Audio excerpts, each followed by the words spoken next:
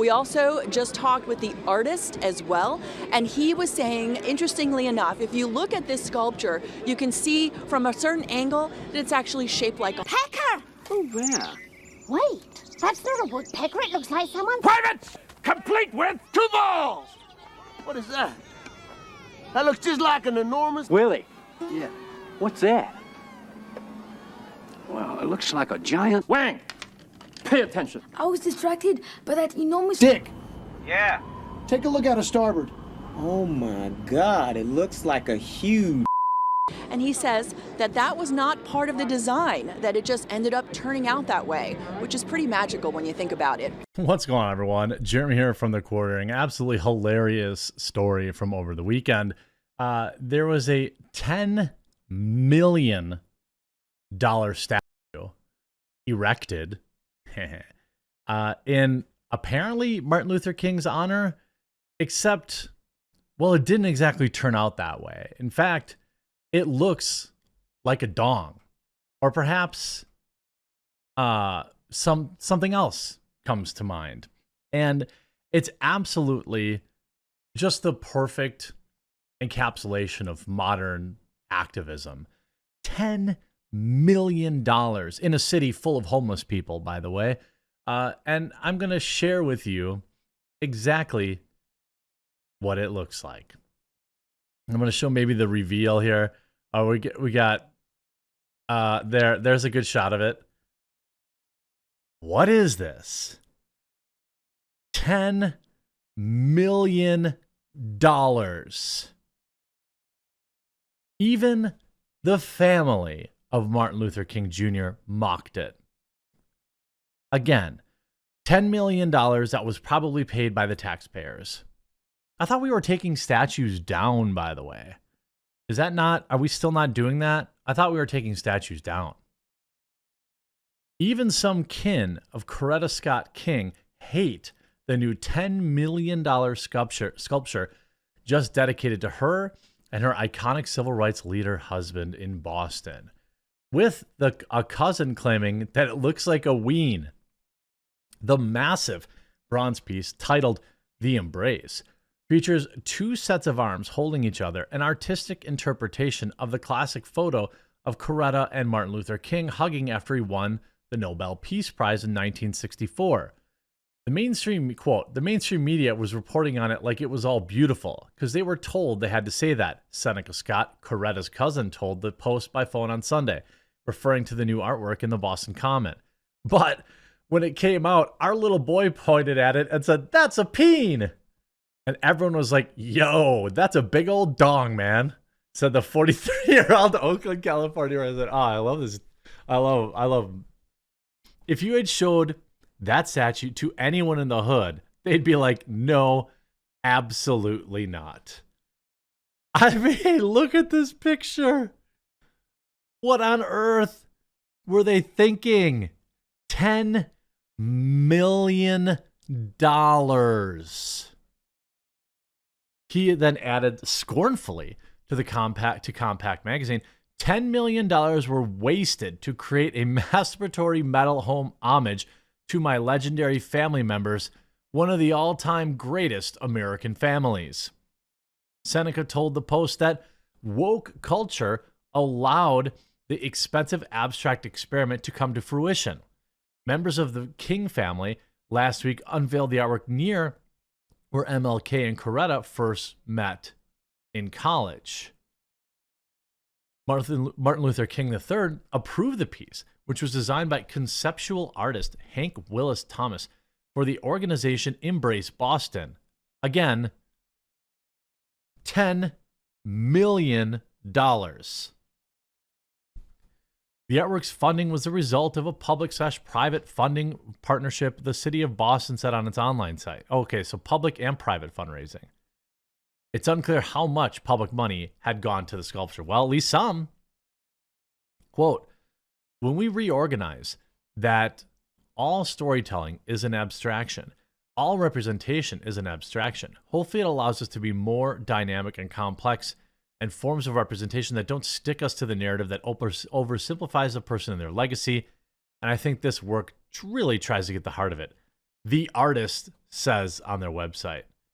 Literally what? But Seneca told the Post, the woke algorithm is just broke. Hell yeah. I don't know what else to tell you. If you went through all of that and that's what you came up with, something's wrong, he said. Online critics were harsh too, including some who agreed that the work was spicy. This is awful, British rapper and podcaster Zuby added to the tweet. Seneca's grandfather was one of 25 children of Jeff Scott, the son of a slave who became one of Alabama's wealthiest black landowners.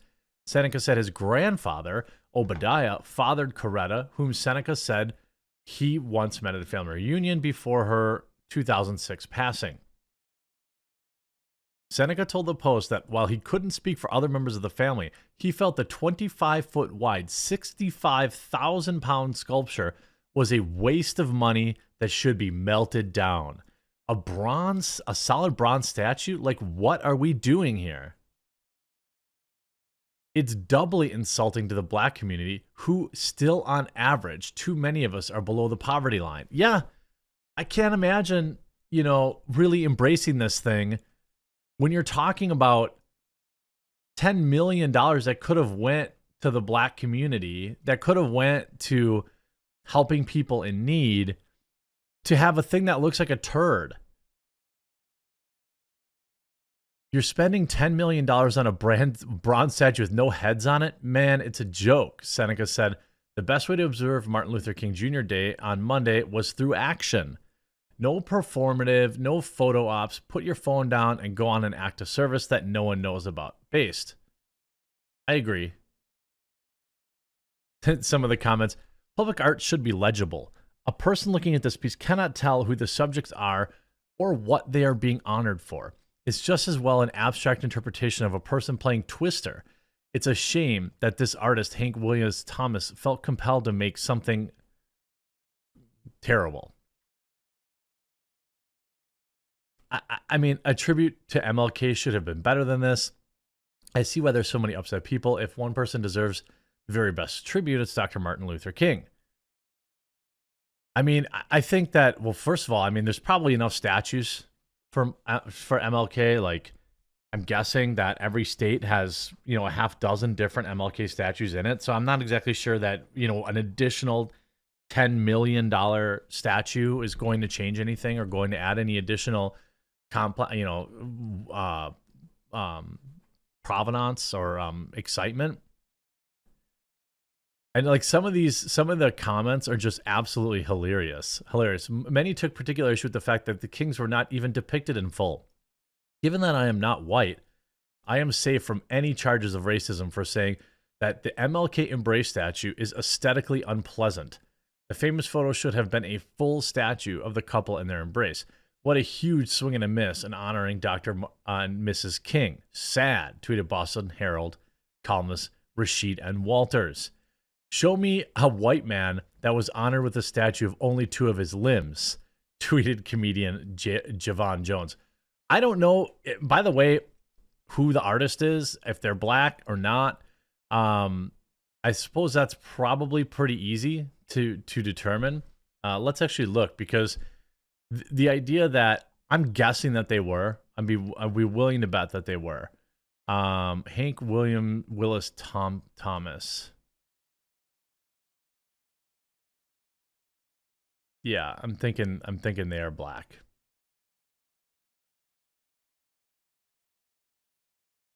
Conceptual artist based in Brooklyn. So, I mean, what's your excuse, dude? Like, you really thought that this was... Yikes. I mean, $10.5 million. Who spent this money? Who the hell thought this was a good idea? I mean, some of these comments, see, the MLK statue looks obscene from certain angles. But when you see the whole thing, you realize it's supposed to depict the result of Martin Luther King Jr. and Coretta Scott King having gone through the teleporter in the fly together, tweeted Daily Wire's Frank J. Fleming. Many others, though, cracked more spicy jokes about what they saw as a provocative assembly of hard-to-identify body parts. Karate King's cousin, Seneca Scott, blasted the artwork in an essay for the online journal Compact, where he called it a terrible homage to my family. For my family, it's rather insulting. $10 million wasted. We know about, $10 million.